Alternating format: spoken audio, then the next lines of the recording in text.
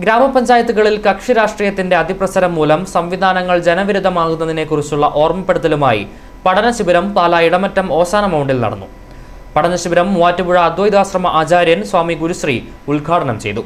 ഒഴിവാക്കപ്പെട്ടവരുടെ ഭൂരിപക്ഷ കേരളത്തെക്കുറിച്ച് സമാന ചിന്താഗതിക്കാരായ വിവിധ സംഘടനകൾ ചേർന്ന് സംഘടിപ്പിച്ച പഠന ശിബിരം മൂവാറ്റുപുഴ അദ്വൈതാശ്രമ ആചാര്യൻ സ്വാമി ഗുരുശ്രീ ഉദ്ഘാടനം ചെയ്തു. Centre for consumer education trustee James Madakkan വിഷയാവതരണം നടത്തി.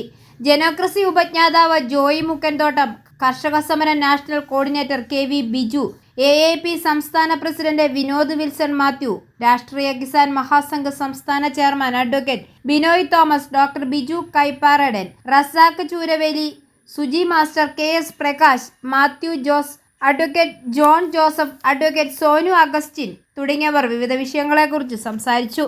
i4u news Pala.